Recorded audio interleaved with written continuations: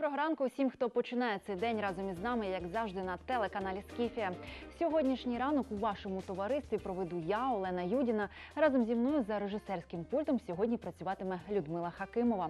На календарі п'ятниця, 8 квітня. Квітує вся Україна, заквітчена Херсонщина і Херсон, а це, безперечно, додає нам настрою. Та й прокидатися нам стає дедалі приємніше, адже робимо ми це під вигравання сонячних зайчиків у нас на носиках та щічках, а також під спів пташок. Ну, а якщо поряд із вами ще досі хтось хропе, не ображайтеся на нього, адже проблема храпу відома досить давно.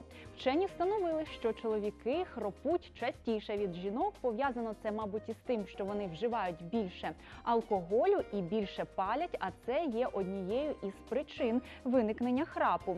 Також до головних причин виникнення храпу відносять ще і надмірну вагу. Якщо ваша вага відійшла на чверть від ідеальної, ви почнете хропіти.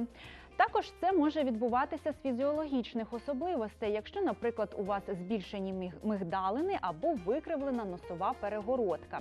Також причиною може стати велика подушка, занадто велика подушка, адже у вісні у вас може бути неправильно викривлена шия. Ну і, звісно, багатьох людей хвилює питання, чому ж ми починаємо хропіти із віком? Все досить просто, це теж пов'язано із фізіологічними особливостями нашого організму. З віком, коли ми старішаємо, мускулатура рота і носа теж слабшає. Проте існує такий достатньо симпатичний храп, який так приємно чути і зранку, і з вечора. Звісно, йдеться про тварин. Найприкольніший храп від них просто зараз.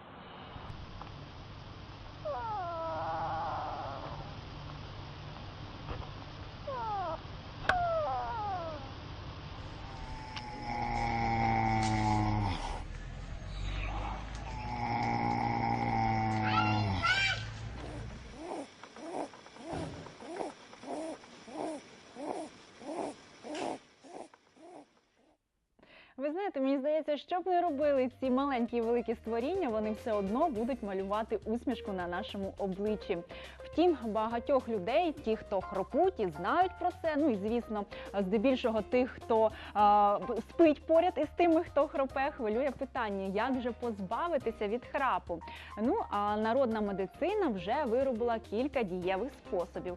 По-перше, народні лікарі радять закапати у кожну ніздрю по 2 краплі оливкової олії.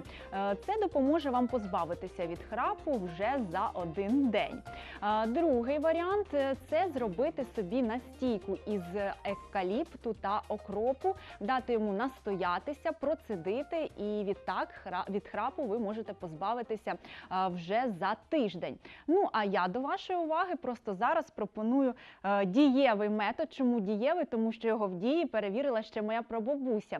Від храпу він вас позбавить вже буквально за 2 тижні. Отож, бо для цього вам необхідна чашка теплої води, зелений чай, обов'язково чай має бути зелений, це куркума, ложка меду і чорний перець.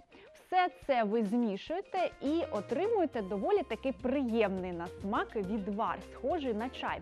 Якщо хтось не любить куркуму або мед, можете замінити його ромашкою. Від того ефект не зміниться, ви все одно перестанете хропіти. Якщо не вірите, то обов'язково перевірте вже сьогодні. Ну а хропіти ви перестанете вже за 2 тижні. Повірте на слово.